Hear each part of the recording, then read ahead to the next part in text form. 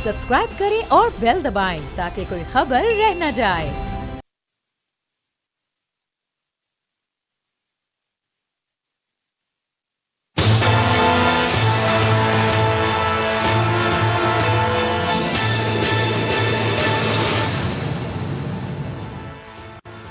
अस्सलाम वालेकुम। प्रोग्राम तज्ज़िया में हूं लीना अलियास, समी इब्राहिम, राना ताहिर मेरे साथ। आज के इस प्रोग्राम में हम मियाँ साहब के खानों के हवाले से ज़िक्र करेंगे, उनके ख़ाबे जिनके बारे में ज़िक्र किया गिल साहब ने और काफ़ी टाइम निकाला और पूरी फहरिस्त बताई कि वो क्या क्या खाते रहे हैं। इसके साथ साथ जो असासे आज मुंजमद किए गए हैं, बेनामी असासे, उनके हवाले से भी बात करेंगे। बड़े बड़े नाम जो हैं वो सामने आए हैं, मज़ीद नाम भी जो हैं वो सामने आएंगे। तहकीकात का आगाज़ होगा, फिर पता चलेगा, ट्रायल होगी, सारी चीज़ें होंगी। समी साहब के पास मज़ीद भी ख़बरें इनसाइड, वो भी इस प्रोग्राम का हिस्सा होंगी। जी समी साहब। जी अलीना, आपने जो बात जिन दो स्टोरीज़ का जिक्र किया, एक नवाज़ शरीफ साहब जेल में हैं और उनके बारे में जो नून लीग के कायदीन हैं वो ये कहते हैं कि वो बड़े बीमार हैं। मरियम नवाज़ साहबा बार बार इसका ट्वीट करती हैं और कहती हैं कि वो उनकी तबीयत बहुत ख़राब है और 70% उनके वकील कहते हैं कि उनका जो बीमारी है वो एग्रीवेट हुई है। अब जो ख़बरें वहाँ से आ रही हैं जिसका हम जिक्र करेंगे आज, पूरा वो चार्ट है कि उन्होंने 15 दिनों में क्या खाया। जो लोग ब्लड प्रेशर के मरीज़ हैं, जो शुगर के मरीज़ हैं, जिनके बाईपास हो चुके हैं, दिल के जिनको अमराज हैं, उनका जो खाना है वो सब ये जानते हैं कि बड़ा परहेज़ वाला खाना होता है और कोशिश, क्योंकि ये जो बीमारी है इसका खाने से बड़ा गहरा ताल्लुक़ है। तो आपने जो वर्ड यूज़ किया ना कि उनके खाबे बेसिकली जो सेहतमंद लोग हैं उनके लिए वर्ड इस्तेमाल होता है कि खाबे। और मियाँ नवाज़ शरीफ साहब के हवाले से एक वक्त था जब उनकी माशाल्लाह सेहत बहुत अच्छी थी, तो ये बातें आम होती थी कि खाबे हैं और पता नहीं खाने पक के आते हैं कहाँ से, हेलीकॉप्टरों में, देगों में, और वो आते जाते हैं बड़ा। और जो पहली दफ़ा वज़ीर-ए-आज़म बने तो ये बात बड़ी आम थी कि वो सवेरे सवेरे वो कहते हैं चलें उधर चलें लाहौर, तो वो उनके वालिद हयात होते थे तो वो खाना बड़ा अच्छा बनवाते थे या बनाते थे, तो फिर वो सारी काबीना को भी ले जाते थे और वो एक बड़ा वो, लेकिन वो सब उस वक्त की बातें हैं जो सेहत की बातें। आज मैं ये आपको बताऊंगा, पूरी मेरे पास तफसील है कि किस दिन उन्होंने क्या खाया, फिर उसके बाद लोग इसका बात का फ़ैसला करें या कोई डॉक्टर इस पर राय दे सकता है कि क्या वो बीमार हैं। ये जो जितनी बीमारियां उनको बताई जाती हैं, ये खाने वाला सर्वाइव कर सकता है? या तो बीमार नहीं है या फिर कोई उन्हें खाने दे रहा है बीमारी में इस तरह के कि बस तौबा नौज़ुबिल्लाह, अल्लाह ना करे मेरे मुंह में खाक कि उनके साथ कुछ हो जाए। बिल्कुल। तो ये दो चीज़ें हैं। अब राना साहब ज़रा तवज्जो फरमाइएगा, ये 11 तारीख, जो पिछले महीने की 11 तारीख को उन्होंने क्या खाया? उन्होंने जनाब खाए करेले, कीमा और चावल। अगर प्रोड्यूसर साहब से मैंने कहा था कि वो तस्वीरें भी उसकी ले लें खाने की, खुराक की, और कीमा करेले। अब ये नहीं पता कीमा जो है वो छोटे गोश्त का है या बड़े गोश्त का है, लेकिन गोश्त और कीमा, यानी करेले और कीमा और चावल। अब करेले जो है ना, ये गोश्त में या कीमे में बहुत बड़े जो अहले ज़ौक़ लोग हैं ना, फनकार टाइप लोग, वो खाते हैं। बहरहाल अब आ जाएं जी 12 तारीख को, पालक गोश्त। इसमें भी गोश्त है। अब ये पालक के साथ गोश्त, ये गोश्त छोटा है या बड़ा, ये मुझे नहीं पता। छोटा ही होगा सर, गरीब बंदा थोड़ी खा रहा है। बहरहाल कुछ लोग बीफ भी खाते हैं। अब आप 13 को आ जाए, आलू गोश्त, चिकन कढ़ाई, चावल। अब चावल भी शुगर के और हार्ट के लोगों के लिए ठीक नहीं है। चिकन कढ़ाई घी से भरा हुआ, आलू गोश्त कश्मीरी खाबा पूरा, आलू भी शुगर के लोग नहीं खा सकते। अब 14 को आ जाएं, देखें आप तस्वीर भी देखें, फलियां गोश्त और कढ़ाई। फलियां यानी एक आप देखें कि जो भी सब्जी है उसमें वो गोश्त डलवा रहे हैं। सब्जी का ख्याल रखें ना दिल के लिए सर। भाई आपको गोश्त नजर आ रहा है, सब्जी नजर नहीं आ रही। मेरे हार्ट में 4 स्टेंट पड़े हुए हैं और मेरा बाईपास नहीं हुआ, लेकिन मैं ये भी आपको तस्वीरें देख रहा हूँ और ये बता रहा हूँ तो मुझे ऐसे लग रहा है कि मेरे दिल की धड़कनें तेज होती जा रही हैं। संभालें सर, संभालें। अच्छा, अब आ जाएं जी 15 तारीख को, बैंगन गोश्त और दाल माश।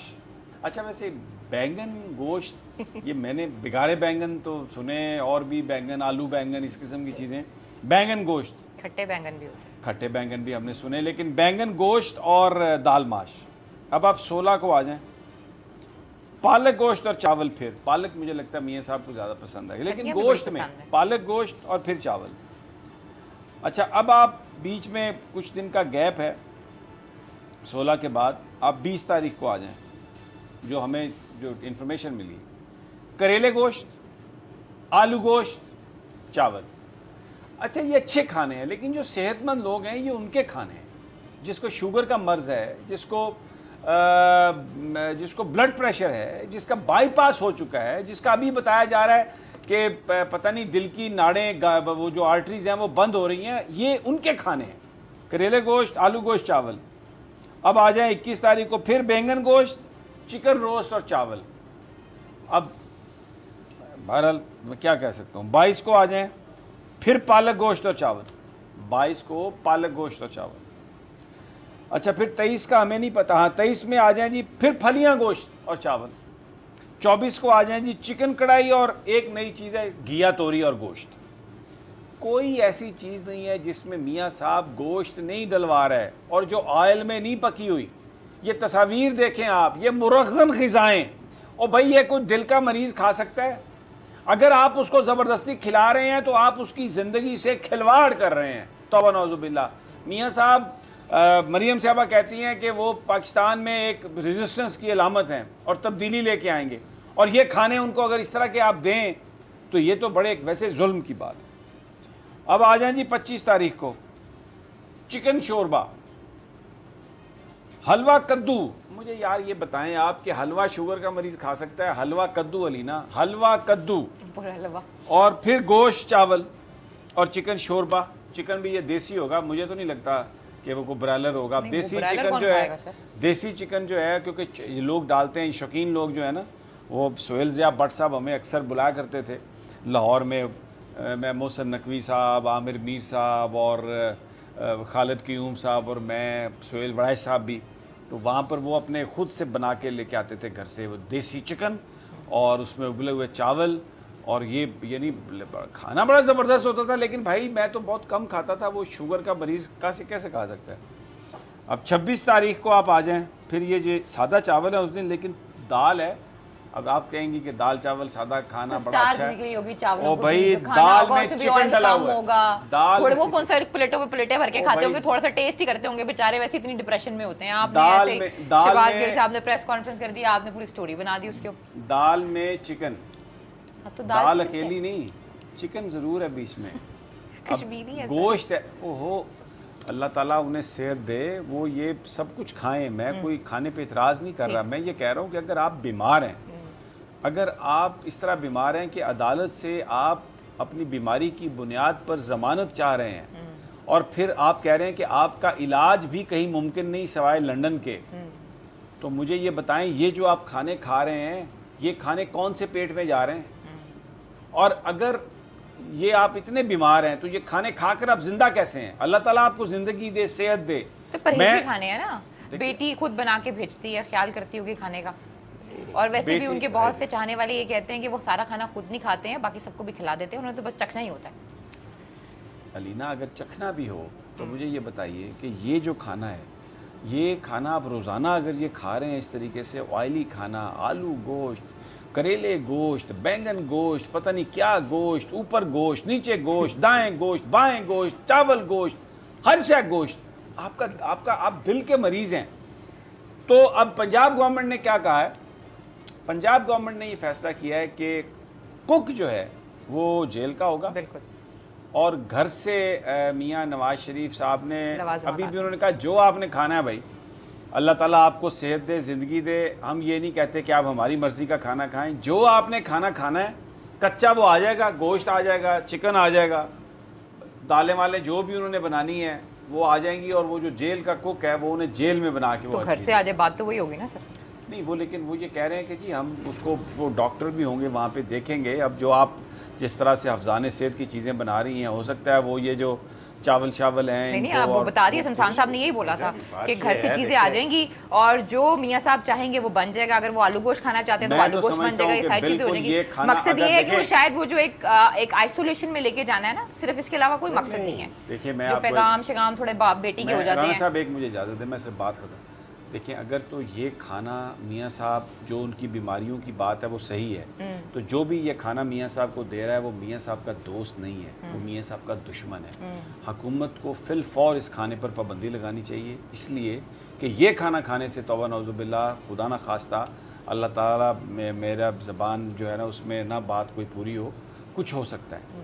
تو یہ بہت ضروری ہے، اور وہ ایک اس وقت میاں صاحب حکومت کی کسٹڈی میں ہے، تو اگر خدا نہ خواستہ یہ جو کھانا وہ کھاتے رہے تو یہ تو ان کی طبیعت خراب ہونی ہے۔ یہ تو جو ڈاکٹر نے کہا ہے نا، یہ خواجہ عارض صاحب صحیح کہہ رہے ہیں، یہ تو ہر روز کے حساب سے کئی پرسنٹیج دل کی ناڑیں بند ہو رہی ہوں گی بھائی، یہ تو کھانا کوئی بندہ نہیں کھا اور سکتا۔ اگر جیل سے جو کھانا جا رہا ہے، اگر خدا نہ خواستہ اس کھانے میں کچھ کوئی ملا دے اور میاں صاحب کو کچھ ہو جائے تو ہو از ریسپانسبل؟ نہیں، یہ کھانا کھا کے اگر وہ زندہ ہے نا تو جیل میں آپ کچھ بھی ملا دیں وہ زندہ رہیں گے بھائی۔ رانا صاحب بھائی جان بات یہ ہے، دیکھیں میری گزارش سنیں، پہلی بات علینا نے جو کہا یہ بنیادی طور پر وہ جیل حکام کی حراست میں ہے، جیل میں ہے، ان کی صحت کا خیال رکھنا جیل اتھارٹیز کی ذمہ داری ہے، ان کو صحیح کھانا دینا جیل اتھارٹیز کی ذمہ داری ہے۔ یہ تو ہو سکتا ہے کہ گھر سے جو کھانا پک کے آ رہا ہے اس میں کیا ہے، وہ تو ان کو اپنا جیل اتھارٹیز جو خود کھانا ان کو دیں گے وہ ان کی ذمہ داری ہے کہ ان کو صحیح کھانا دیں۔ جیسے سمیع صاحب نے بات کی، یہ جو کھانے سمیع صاحب نے گنوائے ہیں،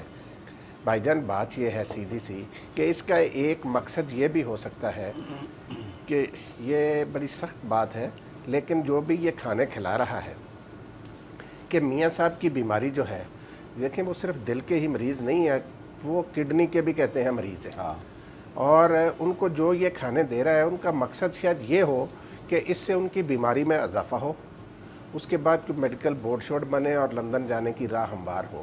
لیکن انہیں خدا کا خوف کرنا چاہیے، ایک مریض کو اس طرح کی مرغن خوراک جو ہے دے کر یہ کیا، اور یہ یا پھر دوسری بات یہ ہو سکتی ہے کہ جن لوگوں نے ان کے لیے یہ کھانے بنوائے ہیں ان کو کسی سائنسدان نے یا کسی ڈاکٹر نے یہ بتایا ہو کہ یہ ایک نئی ریسرچ آئی ہے جس کے نتیجے میں امراض قلب میں مبتلا اور گردوں کے امراض میں مبتلا لوگوں کو جتنا آپ کٹے اور بکرے کا گوشت کھلائیں گے اور یہ کریں گے اس سے ان کی صحت اور بہتر ہوگی، دل مضبوط ہوگا، گردے بھی بڑے مضبوط ہوں گے۔ تو یہ کوئی نئی ریسرچ آ گئی ہو تو میں کہہ نہیں سکتا۔ 2 ہفتے پہلے خبر آتی ہے کہ میاں صاحب سے کسی کو ملنے نہیں دیا جائے گا، پھر اس کے بعد خبر آتی ہے کہ ان کے کچھ لوگ جو ہیں وہ میاں صاحب سے مل سکتے ہیں، فیملی کے کچھ بندے مل سکتے ہیں۔ اس کے بعد خبر آتی ہے شہباز گل صاحب یہ پوری لسٹ لے کر آ جاتے ہیں اور کہتے ہیں کہ میاں صاحب کے لیے یہ کھانے جو ہیں وہ ٹھیک نہیں ہیں۔ بیسکلی اس وقت جو ہو رہا ہے وہ یہ ہو رہا ہے کہ ان کو اعصابی طور پہ کمزور کرنے کی کوشش کی جا رہی ہے، ان کو یہ کہا جا رہا ہے کہ اب تمہیں کھانے بھی نہیں ملیں گے۔ یہ تو آپ نے ایک ایسی کہانی گھڑی ہے جس کا حقیقت سے کوئی تعلق نہیں ہے۔ سر نہیں ہوگا، ایسے بیٹھے بیٹھے آپ نے کہانی گھڑ لی ہے کہ انہوں نے کہا کہ بس ان کو اعصابی طور پر بھائی ان کا کھانا ان کی مرضی سے بن رہا ہے قیدی ہونے کے باوجود۔ بڑا خیال ہے شہباز گل صاحب کو، میرا خیال ہے مریم نواز سے زیادہ ہے۔ نہیں، اس لیے میں آپ کو بتاتا ہوں اس کی وجہ ہے، گورنمنٹ آف پنجاب یا گورنمنٹ آف پاکستان کو اس حوالے سے ورڈ کیوں ہونا چاہیے؟ خدا نہ خواستہ اگر جیل میں میاں نواز شریف صاحب کو کچھ ہوتا ہے اس کی رسپانسبلٹی جیل حکام پر آئے گی۔ عدالت نے ان کی ضمانت کو مسترد کیا ہے، انہوں نے نہیں مانا کہ آپ اتنے بیمار ہیں، لیکن یہ جو کھانے ان کو کھلائے جا رہے ہیں اس سے تو یہ ثابت ہوتا ہے، مجھے مجھے یہ لگتا ہے کہ وہ صحت یاب ہیں، اس لیے وہ یہ کھانے کھا رہے ہیں، اور الحمدللہ وہ حیات سے ہیں اور وہ سارے معاملات ٹھیک کر رہے ہیں۔ اگر ملنے کی اجازت ہو لوگوں کو تو 200 لوگوں سے وہ دیہڑی میں مل لیتے ہیں، اور پھر جیل جانا ہو تو وہ جلوس کی قیادت کرتے ہوئے گاڑی میں 4 گھنٹے بیٹھے رہتے ہیں۔ تو اس کا مطلب ہے بیمار نہیں ہے۔ یہ کھانا میں نے یہ سٹوری ہم نے کیوں لی ہے؟ خدا نہ خواستہ ہمارا مقصد کوئی ان کے کھانے گننا نہیں ہے، لیکن یہ بڑا ایک سیریس ایشو ہے۔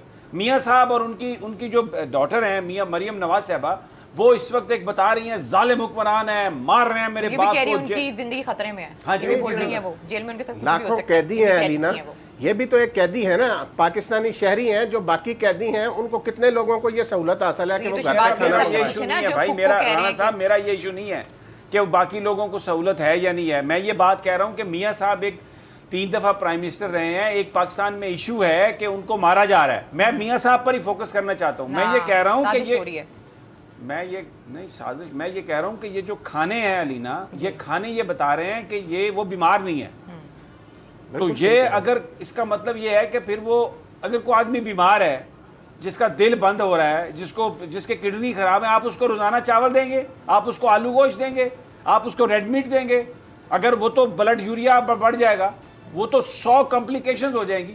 تو یہ جو میں نے یہ سٹوری آج ہم نے شامل اس لیے کی ہے because this is a very serious issue. Yes, it یہ کوئی is. ہنسی مذاق کی بات نہیں نہیں ہے. بھائی میاں صاحب جو کھانا کھا رہے ہیں وہ یہ بتا رہا ہے کہ وہ بیمار نہیں ہے.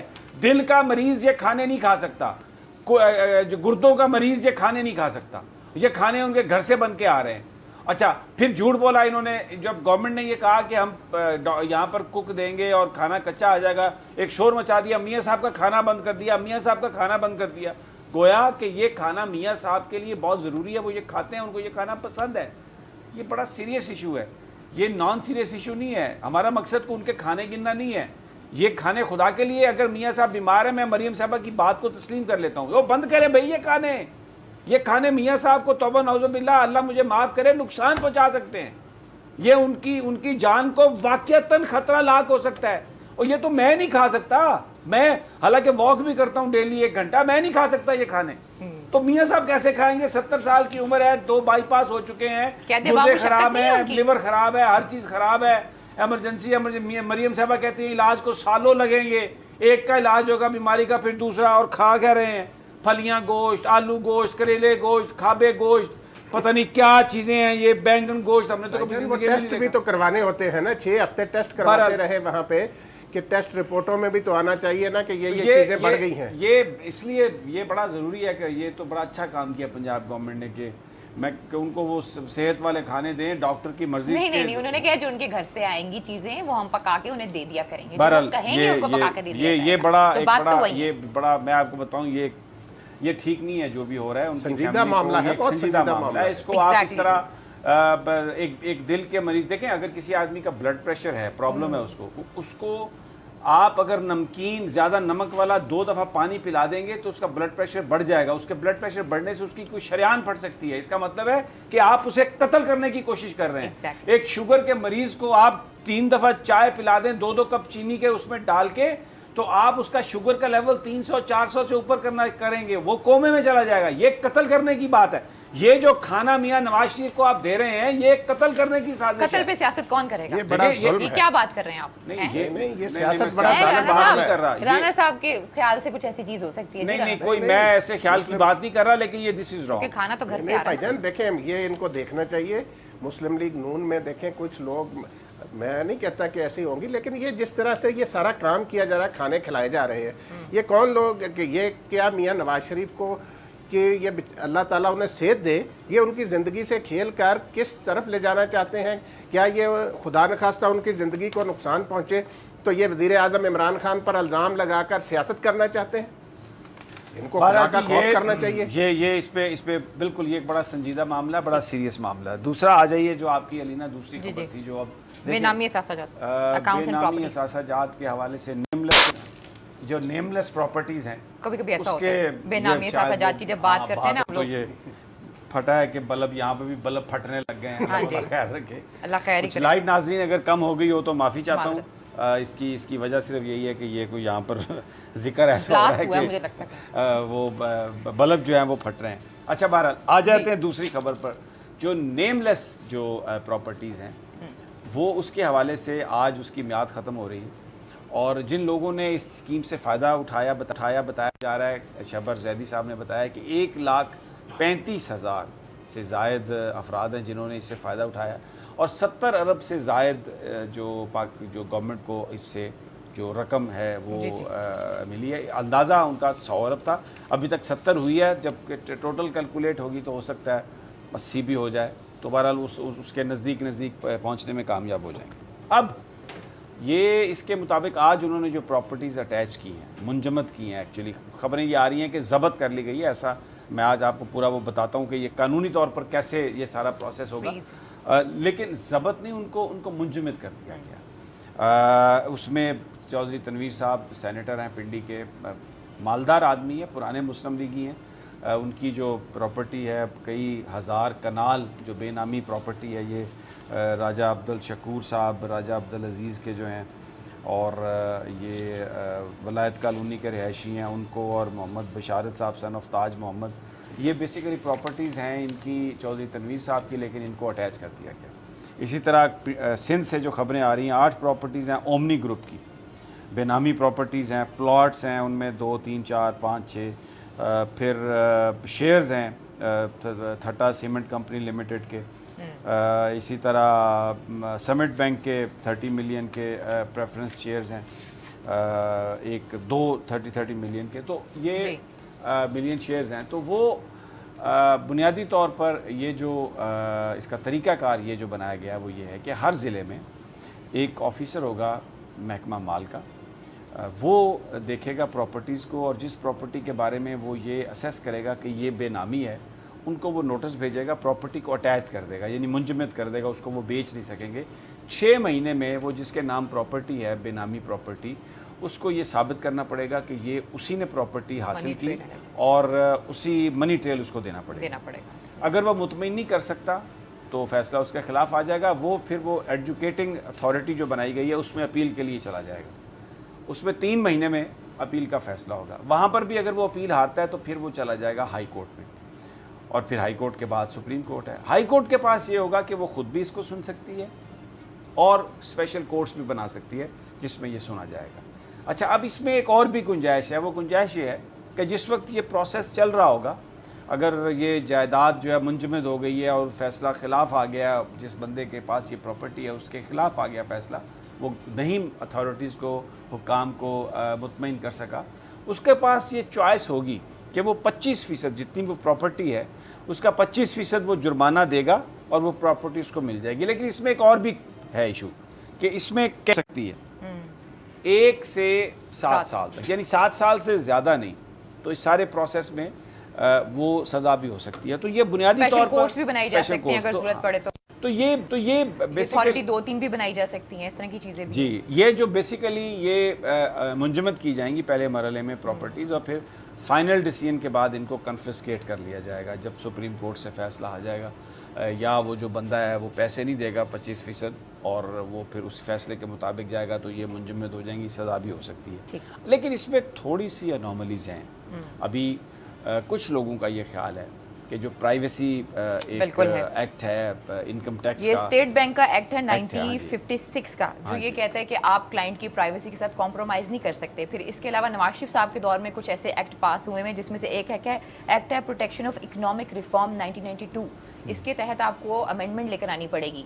लेकिन बहुत से लोगों का ये कहना है समीर साहब कि इनकी अपनी जो गवर्नमेंट है उसमें बहुत से ऐसे लोग हैं जिनके बेनामी अकाउंट्स हैं और जिनके बेनामी प्रॉपर्टीज़ हैं, तो इतना आसान नहीं होगा ये सारी चीज़ें करना। हाँ, ये देखें, लेकिन बहरहाल एक बात तो राना साहब है कि शुरुआत हुई है। कभी किसी ने पाकिस्तान में सोचा था कि ये जो बड़े बड़े लोग हैं इनकी प्रॉपर्टीज़ मुंजमद होंगी, बेनामी प्रॉपर्टीज़? क्योंकि देखें ना, जहांगीर तरीन साहब माशाल्लाह बहुत बड़े जय्यद तहरीक इंसाफ के रहनुमा हैं और बिल्कुल किसी शर्म व हया के बगैर वो आके PID में बैठ जाते हैं, प्रेस कॉन्फ्रेंस करते हैं। हालांकि सुप्रीम कोर्ट ऑफ पाकिस्तान उन्हें नाअहल करार दे चुकी है, और आके वो बैठते हैं और जो वज़ीर हैं वो उनको कहते हैं जनाब ये हमारे कहने पे आए हैं। गोया वो वज़ीर ये बताने की कोशिश कर रहे हैं कि वो कोई ये किंगडम है पाकिस्तान और वो उसके कुछ शहजादे हैं, और वो ऐसा शख्स जिसको सुप्रीम कोर्ट ऑफ पाकिस्तान नाअहल करार दे चुकी है बददियानती के जुर्म में। यानी ये तो कहते हैं टेक्निकल, लेकिन बुनियादी तौर पर देखें ना, उनके कुक के नाम चीज़ें, बेनामी जायदादें थी, सारी पैसे जो वहाँ पे लेके गए। सुप्रीम कोर्ट ऑफ पाकिस्तान ने ये कहा कि आप नाअहल हैं, आप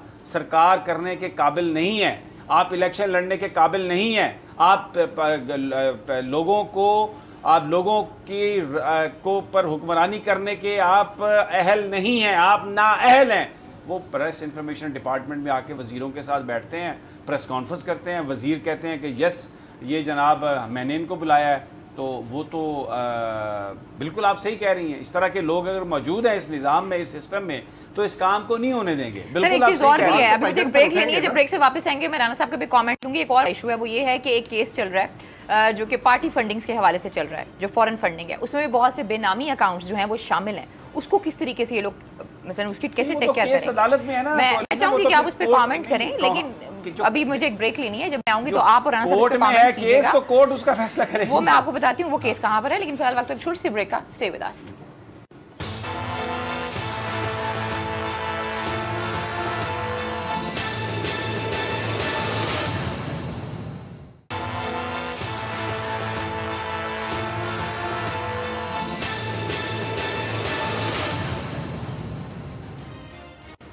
वेलकम बैक नाज़रीन, एक दफ़ा आपको खुशामदीद कहते हैं। बेनामी असाजात के हवाले से बात हो रही है। जी समीर साहब, देखिए, ब्रेक पर जाने से पहले आपने बड़ी इंटरेस्टिंग और बड़ा वैलिड पॉइंट उठाया कि ये जो कुछ गवर्नमेंट कर रही है क्या ये कर पाएगी دیکھیں گورنمنٹ کی صفوں میں ایسے لوگ موجود ہیں, عمران خان صاحب کی میں بات نہیں کر رہا, اور وہ لوگ ہیں they have no respect for لا.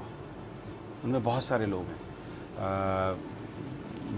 ہم نے ذکر کیا جہانگیر ترین صاحب, یعنی دیکھیں یہ بلیٹڈ, اس سے بڑی نیکڈ کوئی مثال نہیں ہو سکتی کہ تحریک انصاف کی ملائکہ بخاری الیکشن کمیشن میں گئی ہیں کہ آپ مسلم لیگ نون کی وائس پریزیڈنٹ نہیں بنا سکتے مریم نواز پر, اس لیے کہ فیصلہ آ چکا ہے ان کے خلاف. وہ فیصلہ سسپینڈڈ ہے, ہائی کورٹ نے اس فیصلے کو سسپینڈ کیا ہوا ہے, لیکن اس کے باوجود وہ گئی ہیں وہاں پر, الیکشن کمیشن اس کو انٹرٹین کر رہا ہے. اور یہاں پر جہانگیر ترین صاحب جن کو ڈکلیئر کیا سپریم کورٹ آف پاکستان نے تو ساری زندگی کے لیے نااہل, اور اس کی بنیاد یہ تھی کہ انہوں نے اپنی پراپرٹی چھپائی. وہ آ کے پی آئی ڈی میں وزیر کے ساتھ بیٹھتے ہیں اور آ کے بات کرتے ہیں, اور جو وفاقی وزیر صاحب ہیں, میرے علاقے سے ان کا تعلق ہے, ضلع جنگ سے ان کا تعلق ہے, شریف آدمی ہیں محبوب سلطان صاحب, وہ یہ کہتے ہیں جی میری انویٹیشن پہ آئے ہیں. محبوب سلطان صاحب آپ کو اس بات کا کوئی اختیار نہیں ہے کہ آپ سپریم کورٹ آف پاکستان کے فیصلے کے خلاف آپ یہ کام کریں. اور دیکھیں اس میں یہ بڑے ایشوز ہیں, یہ عمران خان صاحب کے لیے لیگل ایشو بھی بنے گا, یہ مورل ایشو بھی بنے گا, اس لیے کہ جہانگیر ترین صاحب نے آ کے تو جو شوگر انڈسٹری ہے اس کے لیے 18 بلین روپیز کی سبسڈی لی ہے. اور وہ جہانگیر ترین صاحب اپنی محفلوں میں, ان کے جو قریبی دوست ہیں وہ یہ کہتے ہیں, جہانگیر ترین صاحب کہتے ہیں میں نے 5 ارب روپیہ لگایا تحریک انصاف کے لیے. اب میرا دل یہ بات ماننے کے لیے تیار نہیں ہے کہ عمران خان صاحب نے اس لیے کوئی سبسڈی دی ہوگی. انہوں نے آ کے کیس ایسا بنایا ہوگا کوئی, اور یہی وجہ ہے کہ سپریم کورٹ آف پاکستان نے نااہل قرار دیا ان کو, ان کے اپنے کنڈکٹ کی وجہ سے, کہ آپ کا جو کنڈکٹ ہے وہ اس بات کی آپ کو اجازت نہیں دیتا کہ آپ پاکستان کے لوگوں کو ریپرزینٹ کر سکیں. تو انہوں نے آ کے نہ صرف ایگریکلچر پہ, شوگر پہ انہوں نے کیا. اور دیکھیں میں آپ کو یہ بتا رہا ہوں کہ انہوں نے وہ پولیٹیکل جو انفلوئنس اپنا استعمال کر رہے ہیں. پنجاب میں ان کی کابینہ, جو پنجاب کی کابینہ میں جو بہت سارے لوگ ہیں وہ جہانگیر ترین صاحب نے بنوائے ہیں, اسی لیے وہ ان کو انکار نہیں کر سکتے. اور میں آپ کو بتاؤں, مجھے بڑا افسوس ہوا اس وقت وہ کہا ہمارے علاقے کے منسٹر نے کہ بس اوپر اللہ ہے اور اس کے بعد نیچے جہانگیر ترین صاحب, اگر یہ نہیں ہوتے تو میں تو وزیر ہی نہ بنتا, مجھے تو وزیر انہوں نے بنوا دیا. بس بھائی یہ بتا دیا انہوں نے الیکشنز کیسے ہوئے بیسیکلی نا, یہ جو فیورز ہے نا, یہ فیورز یہ عمران خان صاحب کے جو سارا ان کی جو ایفرٹ ہے. دیکھیں آج کتنی زبردست بات کہی عمران خان نے جب وہ پنڈی میں گئے جیل کے اس کے لیے ٹرین کے افتتاح کے لیے.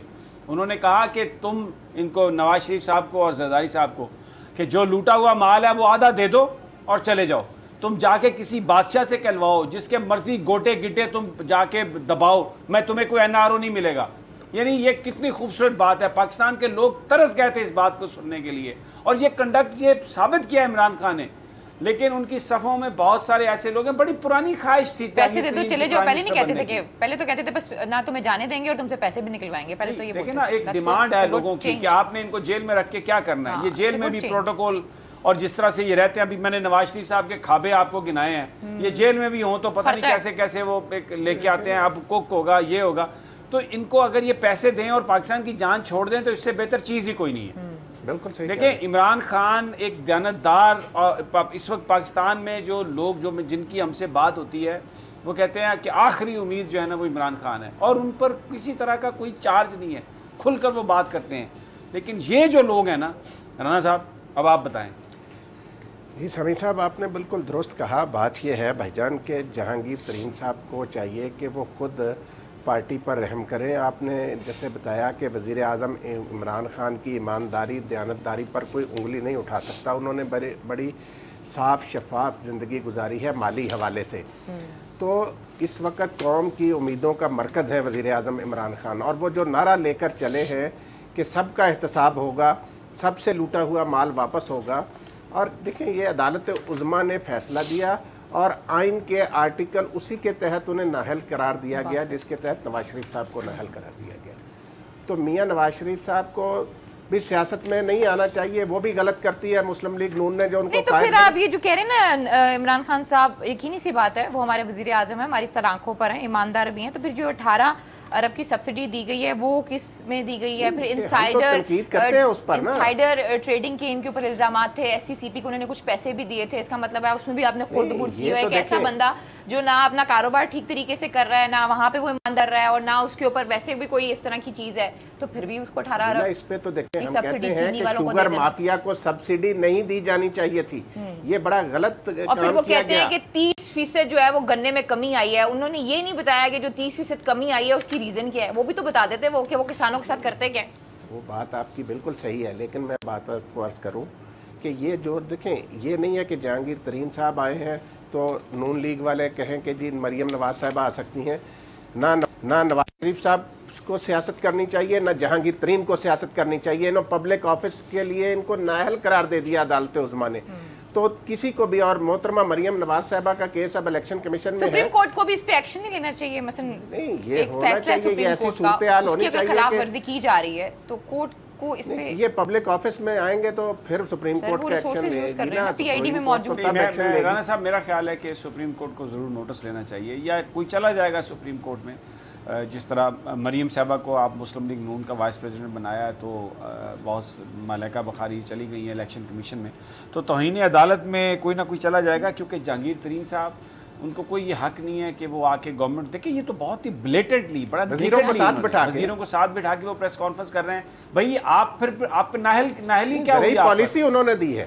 اب آپ دیکھیں نا، ایک نااہل آدمی جس کو الیکشن لڑ کے آپ وزیر بنتے ہیں، پالیسی دیتے ہیں، تو وہ اختیار سپریم کورٹ نے آپ سے چھین لیا، آپ سے کہا کہ آپ نااہل ہیں، تو آپ آ کے کابینہ میں بیٹھ گئے. محبوب سلطان صاحب کہہ رہے ہیں کہ میں نے بلایا ہے. محبوب سلطان صاحب کو اس کا پتہ نہیں ہے کہ ان پر بھی یہ اثر. آپ کیسے، جو سپریم کورٹ نے ایک بندے کو نااہل قرار دیا تو آپ اس کو بلا رہے ہیں اپنے پاس؟ تو یہ بڑے اب یہ چیزیں جو ہے دیکھیں نا، آواز حق بلند کی، دیکھیں یہ جو چیزیں ہیں نا، یہ عمران خان صاحب کی گورنمنٹ کے لیے یہ وہ لوگ ہیں جو مسائل پیدا کر رہے ہیں. اور بہت سارے وزیر ہیں، بہت سارے ایم این ایز ہیں، نہ جانے وہ کیا کچھ کر رہے ہیں. یہ وہ چیزیں ہیں جو جس کا آپ نے ذکر کیا کہ کیا تحریک انصاف یہ کر پائے گی. یہ پرابلمز ہیں، اور اس پہ عمران خان صاحب کو دیکھیں کڑا وقت آ گیا، سخت فیصلے لے رہے ہیں. رانا ثناء اللہ صاحب کو جس طریقے سے انہوں نے پکڑا، ابھی جو میرے پاس اطلاعات آ رہی ہیں، شاہد خاقان عباسی صاحب، ایون آج احسن اقبال صاحب بھی بڑے پریشان سے، اور آ کے وہ کیا بات کر رہے تھے. کوئی ان کے پاس جواز تھا کہ جن لوگوں نے ترقی کی ہے وہ مجرم قرار پا دیے گئے. بھائی جن لوگوں کے اوپر کوئی بے قاعدگی کے چارجز ہیں، ادارے ان کو تحقیق کریں گے، آپ کو جا کے ان کا جواب دینا ہے. آپ نے اچھے کام بھی کیے ہوں گے، اگر آپ 100 اچھے کام کرتے ہیں، 2 برے کام کرتے ہیں، تو آپ کو 2 برے کاموں کی سزا تو ملے گی نا. تو آپ اپنے یہ کہیں کہ جی میں نے اچھے کام کیے تو مجھے سزا ہی نہ دیں. یہ تو وہی بات ہے جو زرداری صاحب کہتے تھے کہ اکاؤنٹیبلٹی ہونی نہیں چاہیے. یہ تو وہی بات ہے جو بہت سارے وکیل آ گئے ہیں اور کہہ رہے ہیں کہ سپریم جوڈیشل کونسل جو ہے وہ اپنی کارروائی روک دے. وہ امان اللہ کرنانی صاحب ہمارے دوست ہیں، روزانہ ان کا کوئی پریس ریلیز آ جاتا ہے اور وہ کہتے ہیں جی ہم ہڑتالیں کریں گے، ہم وہ کریں گے. احتساب کا جو عمل ہے یہ جاری رہنا چاہیے.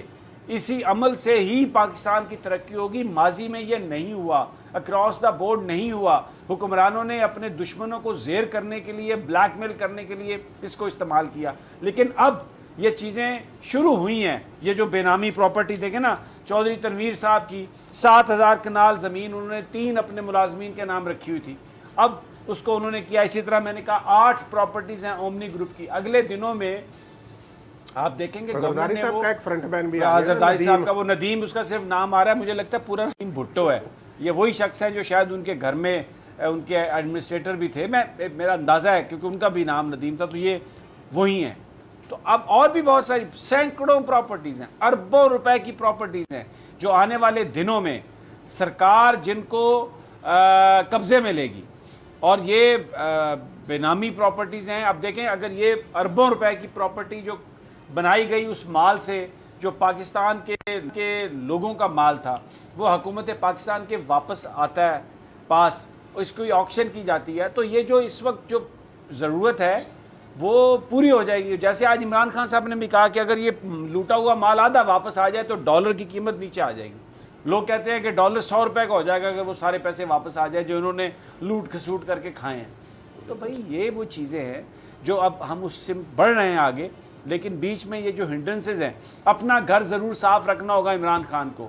اگر اپنا گھر صاف نہیں رکھیں گے تو انگلیاں اٹھیں گی، اور انگلیاں اٹھیں گی تو پھر جو اکراس دا بورڈ اکاؤنٹیبلٹی کا جو کانسیپٹ ہے، یا جو آپ جس پرسیپشن کے ساتھ آگے بڑھ رہے ہیں، وہ اس میں پرابلم آ جائے گی. اب پہلی دفعہ جب سے عمران خان صاحب کی گورنمنٹ آئی ہے.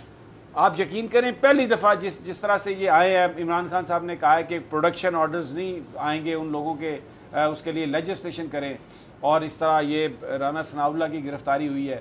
پھر ہم یہ دیکھتے ہیں کہ کچھ ایم پی ایز جو ہیں وہ آ کے ملے ہیں. تو پہلی دفعہ لگ رہا ہے کہ جو گورنمنٹ ہے وہ ایگزسٹ کر رہی ہے. اور دیکھیں میں آپ کو بتاؤں, یہ جو آغاز ہوا ہے نا سارا ایم پی ایز کو ملنے ملانے کا, میں نے پہلے بھی کہا تھا کہ یہ کیا اپوزیشن. اگر مریم نواز صاحبہ یہ نہ کہتی کہ سینٹ چیئرمین کو بدلیں, آصف علی زرداری صاحب اس پہ حامی نہ بھرتے, اور مولانا فضل الرحمان ان سب لوگوں کو اکٹھا کر کے اس لیے نہ لے کے آتے کہ ہم حکومت گرائیں گے, تو یہ کام نہیں ہونا تھا.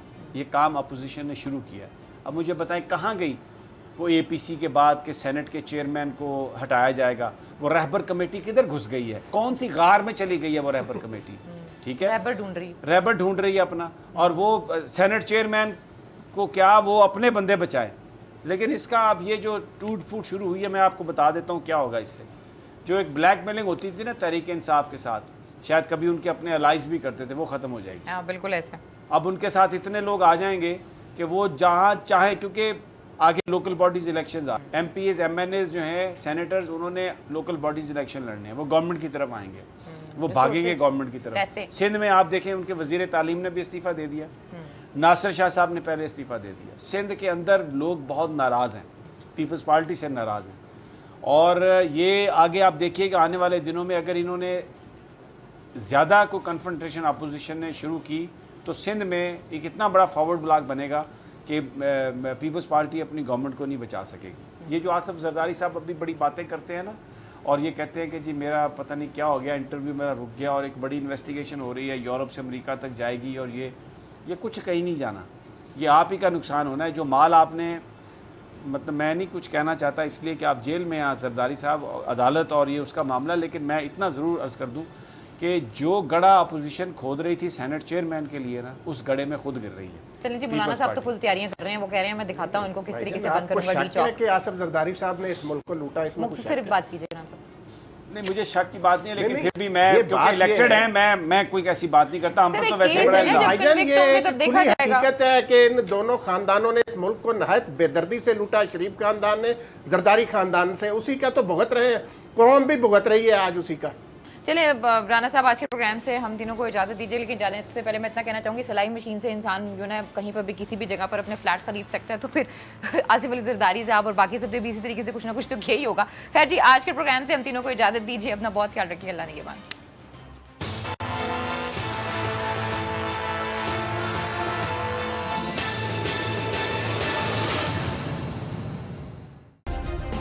سبسکرائب کریں اور بیل دبائیں تاکہ کوئی خبر رہ نہ جائے.